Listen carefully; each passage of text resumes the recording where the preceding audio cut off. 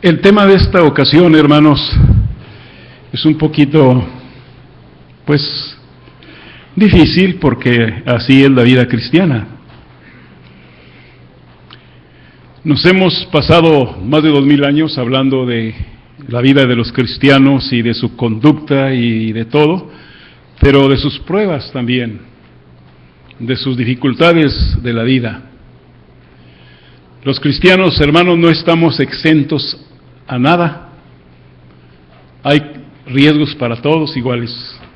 Sin embargo, la gran esperanza y gloriosa esperanza de los cristianos es lo que Dios ha preparado para los que le aman. Y fíjense que en la Biblia, la muerte física no era un espectáculo difícil. Lo trataban los profetas y los patriarcas como muy normal. Cuando enfermó el rey Ezequías, el Señor fue con Isaías el profeta y le dice: habla con Ezequías el rey y dile que prepare, arregle su casa, porque va a pasar a los suyos. Si así nos dijeran los médicos, qué bonito. Pero no, ya Señor no tiene remedio, ya ni se lo lleven. Pues no, ¿cómo es posible? Cuando le avisan a Cristo que Lázaro está muerto, dice: duerme, voy después a despertarlo. ¿Se fijan qué natural? Sin embargo, hay que tratar estos asuntos porque estamos en la vida cristiana y somos cristianos y estamos en este mundo y hay riesgos grandes. Nos toca a ustedes y a mí vivir nuestra vida cristiana en una época mucho mejor que los apóstoles, que los creyentes del siglo I. El cristianismo, hermanos, nació en medio de una persecución terrible sobre esa Palestina que ahora conocemos, donde simplemente era una provincia romana, ni siquiera tenían propiedades de nada. Era una provincia de Roma. Todo lo que pasaba en Jerusalén estaba dirigido por Roma, con todas sus leyes de ellos. Entonces el cristianismo nace en medio de un Dios que es César. Todos los césares de Roma eran dioses. Y que cualquiera que no creyera en él o no realizara sus ritos y ceremonias ya era un enemigo a muerte. Y muchos cristianos murieron por su fe en el siglo I. Los descuartizaban las fieras en los circos romanos, en el circo romano. Los descuartizaban los gladiadores a golpes, a tirones. Bien, era una cosa tan difícil. Ustedes y yo vivimos en un México lindo y querido. Tenemos problemas, pues por supuesto que sí. Pero, hermanos, el México en que vivimos no es represivo al cristianismo. Si no nos hacen caso, si no se convierten es porque no quieren. Pero ustedes y yo somos libres de creer en lo que queramos creer, según nuestra Constitución. Y de realizar las ceremonias que en nuestra iglesia se realicen. Incluso del 94 para acá hasta se restauraron las relaciones entre la iglesia y el Estado. A partir de ese momento ya las iglesias tuvieron carácter legal o personalidad jurídica para afiliar a sus empleados en el seguro social. Yo siempre tuve seguro, pero eran tranzas. Cuando llegué aquí en el 75, mi patrón era Fausto Sánchez. Nunca me pagó ni un 5, pero era mi patrón él. ¿Por qué? Porque él era el que me inscribió en el Seguro Social, aunque la primera iglesia pagaba las mensualidades. Una transita cristiana, ¿verdad? Para que el pastor no estuviera desprotegido. Todos los años antes de estar aquí con ustedes, yo nunca tuve seguro social porque había esa barrera. Y por otro lado, las iglesias donde yo pastoreé en ese tiempo, parecía que no eran conscientes. A lo mejor creían que los pastores éramos ángeles y no comíamos nada, ni nada. Total que era una iglesia, me tocó la primera de Matamoros, la primera de Obregón, y una misión en Durango por 2 años. Pero gracias a Dios, ahora estamos en un México así. Cada mexicano, libre de querer donde que quiera. Y por eso hasta la iglesia satánica está registrada en México. Eso es el riesgo que se corre. Pero ya todas las llamadas iglesias o ARs ya pueden tener carácter para registrar sus trabajadores. Vamos al tema. Viviendo como cristianos. Cuando estaba leyendo este texto, desde la semana pasada comencé a darle una estudiadita, no sabía cómo iniciar el asunto. Yo quería, y si le pongo sufriendo como cristianos, pues está medio tristón, porque ya nos mandan al sufrimiento. Muriendo como cristianos, pues quién sabe. No, mejor viviendo como cristianos. Es completamente positivo, completamente el título. Pero cuando estamos viviendo como ustedes y yo como cristianos, tenemos algunas cosas que realizar y tenemos que ser muy conscientes que nuestra participación en este mundo tiene sus riesgos. Cristo previno a sus apóstoles, dice, cuando ustedes los persigan, acuérdense que me persiguieron a mí antes que a ustedes. Si a ustedes los odian, acuérdense que me odiaron primero a mí que a ustedes. Pues eres primero que nosotros. Así que San Pedro, en este pasaje que vamos a comentar, primer punto importante es que si estamos viviendo como cristianos, seamos conscientes que tenemos encima la prueba de nuestra fe. Nuestra fe está siendo probada siempre, todos los días, en relación con nuestro Padre Celestial y el mundo que vivimos. No hay otra manera de verlo. Versículo 12. Amados, no os sorprendáis del fuego de prueba que ha sobrevenido como si alguna cosa extraña os aconteciese. Fíjense qué versículo tan positivo. Cuando tengamos pruebas difíciles ustedes y yo, no nos sorprendamos. Es común, es natural. Pues estamos en este mundo, en un mundo no redimido, hermanos. Los que saben de las estadísticas hasta me asustan cuando leo esos libros. El más optimista que he leído recientemente es que ahora el 7% de la población mundial ya es cristiano. El 7%.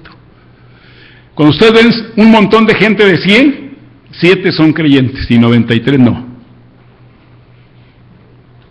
Pero antes eso era menos, hermanos. Yo acabo de leer, me acuerdo de libros que leía hace unos 10, 15 años atrás, y apenas llegaba al 4.5% del mundo, un promedio per cápita le nombran. Así que estamos en un mundo no redimido. Tenemos problemas por todos rumbos, tenemos pruebas difíciles en el mundo que nos toca vivir, no más difíciles que las del Nuevo Testamento. Pero cada acontecimiento difícil que llega a nuestra vida, que no nos sorprenda, simplemente, Padre, fortaléceme en este momento. Sin duda que tu voluntad ha venido de esta manera a mi vida, algo tienes que enseñarme sin duda. Ayúdame a ser dócil contigo y considerar esta prueba que llega a mi vida como algo común a todos los cristianos de cualquier tiempo. Porque vivimos otra vez un mundo sin redención. Nada hay a favor casi con ustedes y conmigo en las empresas y en los trabajos. Es más, ya acaban de acordar los senadores que ya no debe haber discriminación laboral por causa de la fe que profesan los mexicanos. Pero aquí en Torreón hace unos 30 años estaba consiguiendo trabajo una hermana de nuestra iglesia y no podía trabajar, porque a causa de su fe. ¿Es usted católica? No, soy cristiana bautista. Apártenlo allá, pónganlo allá. Hasta que por ir una empresa de abastos, una de las bodegas, el dueño como que algo simpatizaba con el evangelio, parece que su abuelita había sido miembro de esta iglesia, su abuelita. Y le dijo: yo te voy a ocupar, muchacha, pero tráeme una carta de tu iglesia, con membrete de tu iglesia, el domicilio del templo y el nombre del pastor. Y que la firme el pastor, tráemela y te ocupo. Y le dimos la carta y la ocuparon, hermanos. Después vino este hombre conmigo a buscarme a la oficina a felicitarme por el carácter de señorita que tenía sirviendo en la caja. Era en abastos, en una bodega. Y me pregunta: ¿tiene unas 2 más de estas? Pues ya hasta quería yo ponerme una falda, ¿no? No, le digo, pues no tengo más. Ok. Pero exactamente así. Hay una zapatería por aquí enseguida a mi izquierda, por la Cepeda, que me habló el dueño en aquellos tiempos. Dice: no nos conocemos, pastor, pero yo soy el dueño de la zapatería fulana de tal, aquí no me acuerdo con su nombre. Dice: estoy buscando una cajera para mi negocio, pero quiero que sea de su iglesia, porque me la recomendaron alguien. Dice: porque estoy corriendo casi cada 15 días a la cajera, porque cuando no le faltan 30, le faltan 50 y a veces digo 200. Entonces ya he corrido muchas. Dice: ¿tiene usted alguna? Dice: mire, digo, lamentablemente no tenemos ahorita nadie desocupado aquí. ¿De veras? ¿No? No, dice, pues con esa conducta, ¿quién va a estar sin trabajo? Muchas gracias, pero no tuvimos a quién mandar. El mundo que nos rodea apenas está despertando a la realidad de los hijos de Dios. Apenas están descubriendo que somos diferentes, que somos hombres y mujeres de ética y de moral, que somos gente de confianza, porque somos creyentes en Cristo. Pero cuando el mundo no lo ve así y empecemos a sufrir pruebas por causa de Cristo, recuerden, no debe ser sorpresa. Señor, estoy en tu voluntad, nada más ayúdame a hacer las cosas bien. Pero es lo normal, porque creer en Cristo es testimonio. La segunda cosa que San Pedro nos enseña en el versículo 13, y esto está muy emocionante, por supuesto. El versículo 13 dice: sino gozaos por cuanto sois participantes de los padecimientos de Cristo, para que también en la revelación de su gloria os gocéis con gran alegría. Vamos a gozarnos con Cristo en su manifestación gloriosa. Pero entre tanto que llega Cristo, ustedes y yo somos participantes de los padecimientos de Cristo. Si Cristo padeció por usted y por mí y hasta murió en la cruz del Calvario, ¿qué puede ser lo más difícil para nosotros? ¿Saben lo más difícil que he recibido yo? Una señora en Durango me dijo: viejo prieto panzón, porque le di un folleto. Ya ve el viejo protestante prieto y panzón. Pues ni estaba yo panzón. Yo nunca he sido panzón, pero pues la gente dice lo que le da la gana, ¿no? Eso es lo peor que me ha pasado a mí. Y lo más difícil allí, no en Durango, en Francisco y Madero, Durango, de este lado de Durango, estábamos allí en un culto, en una misión, que era de la primera iglesia de Durango. Y llegamos el hermano Neftalí y el hermano Juan y alguien más, y empezamos a repartir los folletos, y la casita estaba cerca de la placita de allí. Hermanos, en una media hora estaba la gente frente a la puerta del templecito. Era una casa particular, con piedras y machetes. Y dijimos, ¿y ahora qué hacemos? Hasta ni podíamos entrar. Y Neftalí me dice, véngase hermano, vamos a ver si nos dejan pasar. El hermano Juan dice, usted cuida la camioneta hermano, y el hermano Castillo vamos a pedir permiso para pasar. Casi no nos dejaban pasar.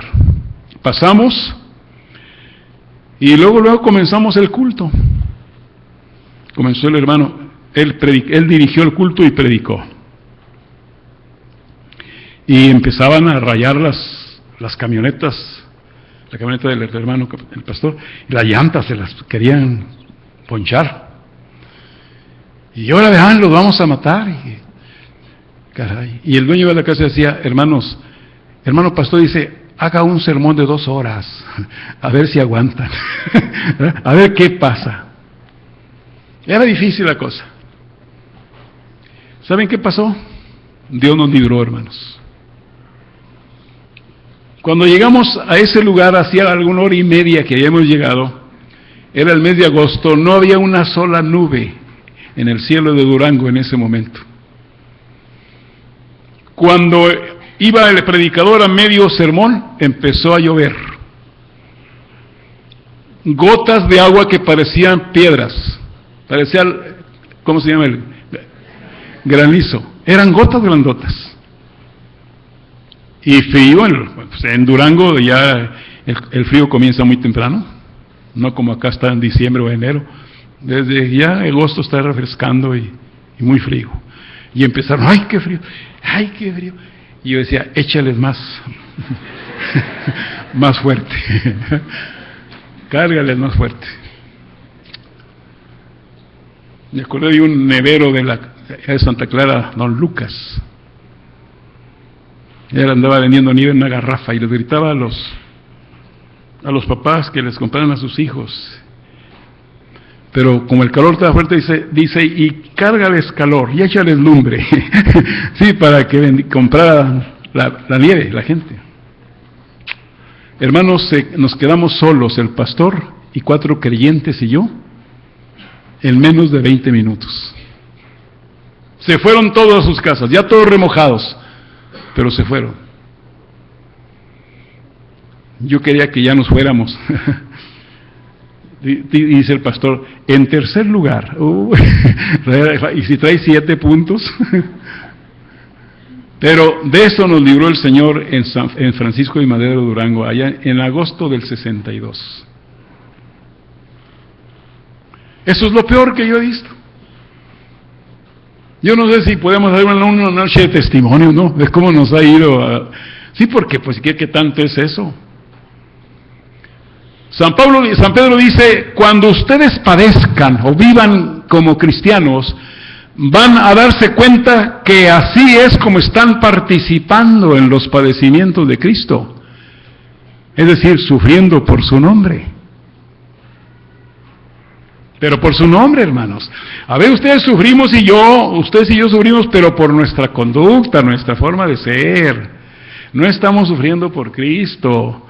Estamos sufriendo porque somos antipáticos, porque les caemos mal a toda la gente, porque no somos amigables con nadie. Por eso estamos sufriendo, pues nos pintan la casa, nos echan pedradas. Sí, pero no por causa de Cristo, sino por mi causa. Es que soy antipático. No soy vecino bueno, no estoy funcionando. Entonces, ese no es el problema. El problema es que son las pruebas difíciles o los sufrimientos en la vida cristiana lo que nos permite participar en los padecimientos de Cristo.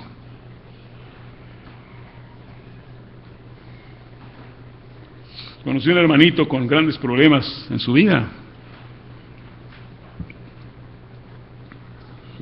Y él estaba muy consciente que las cosas no estaban bien. Pero él dice, hermano pastor, qué bueno que llegaste a visitarme, dice, estoy vendiendo unas casas acá para el lado del oriente. No tienen papeles, dice, pero yo se los arreglo, los papeles. Yo sé cómo. Le digo, pero ¿te sientes bien? Es decir, Bueno, pastor, dice, pues no tan bien, pero ahí la llevo. Pero no lo quería nadie en su cuadra, por ladrón, por estafador, por mentiroso. No estaba dando pues buen testimonio, a nadie se ganó para Cristo en su vida, pues a todos los perdió, por no sufrir o por no participar en los sufrimientos de Cristo. Porque si alguno padece por malhechor, pues no, eso no tiene chiste, así le tocaba. Eso dice el versículo 13 que estamos tratando de ver. En el tercer profundo propósito importante es el versículo 14. Y dice San Pedro, con este texto de la versión 60, si sois vituperados por el nombre de Cristo, escuchen, sois bienaventurados, porque el glorioso Espíritu de Dios reposa sobre vosotros. Es que si hay el cristiano sufriente que está viviendo como cristiano, si recibe el sufrimiento en su propia experiencia, esa es una prueba de su fe. Es una manera donde Dios está probando su fe, su fortaleza grande. Y es donde Dios nos permite vivir en un testimonio tremendo para la gloria de Dios. Y ahorita recuerdo a los amigos de Daniel, en el libro de Daniel precisamente.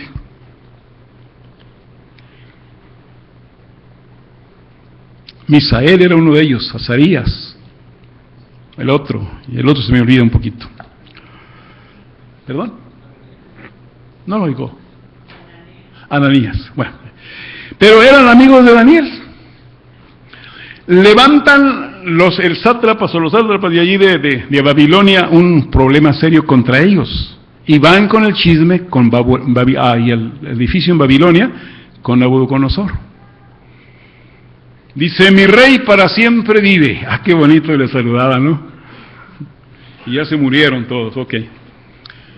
Dice, hay unos jóvenes aquí de Israel, de Jerusalén, que están dando muy mal aspecto porque no te obedecen a ti, ni le hacen culto a tu imagen, tu estatua que tienes allí, ni se doblan las rodillas ante ti, ni a ti, la estatua, todo. Está muy difícil. Dice, esos muchachos deben ser sometidos a una disciplina fuerte. Son hebreos. Él los amaba mucho, dice la Biblia, que Nabucodonosor amaba mucho a estas tres personas. Y les dice, muchachos, ¿es verdad que ustedes no creen en mi Dios, ni creen que yo soy Dios, ni se rinden ante mi estatua? ¿Es verdad eso? Sí, Señor, dice, es verdad. Y está hablando con el rey, no con el guardatemplo, o con el pastor, con el rey de Babilonia. Así es, sí, Señor. Dice, miren, ¿para qué se exponen tanto? Yo los amo mucho. Pero ya di mi palabra hace muchos años, que cualquiera que no rinda culto a mi imagen y a mi estatua, será echado en un horno de fuego ardiendo. Ese es el decreto que hay. ¿Para qué tanto? ¿Para qué se exponen? ¿Qué les cuesta doblarse ante mi estatua, hacerme reverencia? No, señores. No podemos hacerlo. Dice, ¿no están dispuestos para que cuando escuchen ruidos de los instrumentos otros se arrodillen? No lo vamos a hacer. Caray, dice, pues no me dejan más que echarle leña al fuego. Y dice la Biblia que 7 veces cargaron el horno de leña. Por decir algo, en vez de 1 kilo, 7 kilos. O en vez de 1 tonelada, 7 toneladas de leña. Y los echaron, ustedes conocen la historia sagrada. Los echaron a los 3. Cuando él dijo, ¿ya están listos para hincarse? No, dice, préndenle fuego al horno, y se acabó. Cuando los echan al horno de fuego, se asoma, hermanos, uno de los sátrapas y le dice, Señor, dice, venga, a ver, súbase y ve. Dice, mire, son 4 los que andan dentro del horno de fuego ardiendo. Echamos 3 y andan 4. El cuarto es como el Hijo del Hombre, resplandeciente, y quién sabe cuánto su vestidura blanca. Un ángel de Dios, sin duda. Y dice la Biblia que ni siquiera sus cejas o sus pestañas se quemaron. Cuando los cabellos hasta una pasada por una vela, ya la perdimos todo, ¿verdad? Y no pasó nada. Eso es el poder de Dios. Esos son los milagros que Dios puede hacer. Un desafío, mis hermanos, pues, cuando usted y yo estemos en una prueba por causa de Cristo, sepamos que Dios está probando nuestra fe, que es algo donde nuestra fe puede ser fortalecida, cimentada y de veras bien establecida. Es en la fe donde se hacen las grandes cosas, es por la fe. Nuestra fe debe ser pues una fe fuerte, robusta, efectiva, de buen testimonio, de una vida gloriosa para Cristo. Y en el versículo 16, nuestro sufrimiento debe ser como algo que ofrecemos o resistimos para la gloria de Dios. Versículo 16.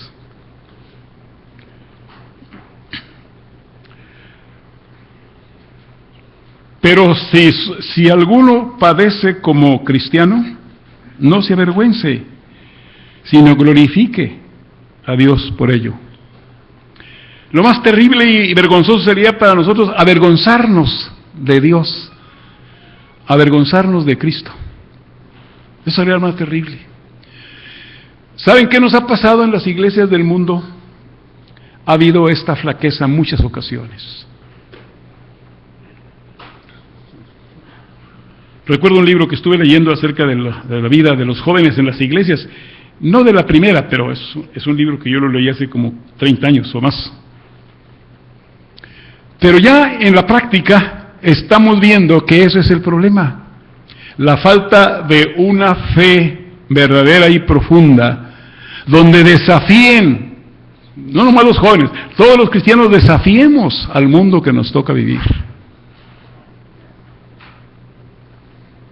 Fíjense nomás cuántos matrimonios de nuestras iglesias han experimentado la desdicha de casarse con inconversos o inconversas. Y por más que les decimos, no se casen con un inconverso, es que se componen, pastor. Después hasta son pastores. Y no es cierto, hermanos, no es cierto. Las estadísticas dicen que eso no es cierto. Que nada más el 5% de los cristianos que se casan con inconversas triunfan en la lucha diaria. Y 95 caen ante la presión. O viceversa, la muchacha o el muchacho. Y la Biblia dice que no os unáis en yugo desigual con los infieles. Es mejor cristianos. Pero, pastor, mire, es que le dicen el príncipe azul. Pues sí, pero es color de rosa, hombre. No te metas. Y se mete. El joven le dice, ay señorita, ¿cómo está usted guapa? Lástima que sea usted aleluya. No, yo no soy aleluya. Ah, no. Luego, ¿por qué entra al templo? Es que es mi abuelita la que va. Y como no puede caminar bien, yo le llevo su Biblia y su himnario. Pero yo no soy cristiana. Ah, dice, pues entonces podemos arreglarnos. Y se arreglan. Y hasta se casan. Y después ya no hayan cómo descasarse. ¿Qué problemas tan serios? ¿Y qué es eso, hermanos? Del matrimonio desiguales es desobediencia al Señor. Desobediencia a la palabra de Dios. Desobediencia que viene desde Israel. Los de israelitas tenían prohibido casarse con paganas. Y hasta los reyes de Israel tuvieron paganas como amantes. ¿Qué problemas? ¿Qué difícil, hermanos, es el ser humano? Dura cerviz, duros de cabeza. Ustedes y yo no hagamos eso. Vamos a tratar que nuestros sufrimientos los tomemos para presentárselos a Dios de una manera gloriosa. Señores, esto que está pasando en mi vida tan difícil, lo pongo a tu disposición. Que tu nombre sea glorificado en esto que me está pasando. Eso es para la gloria de Dios. Así que viviendo como cristianos, aceptemos que las pruebas diarias es lo normal para los cristianos. Aprendamos que estamos participando con Cristo cuando estamos sufriendo por Él. Además entendamos que la dicha o la bienaventuranza de nuestra fe es en esa prueba que está sometida. Y recuerden que nuestros sufrimientos deben ser siempre para la gloria de Dios, glorificando a Dios por ello. No nos ha tocado cosas tan difíciles.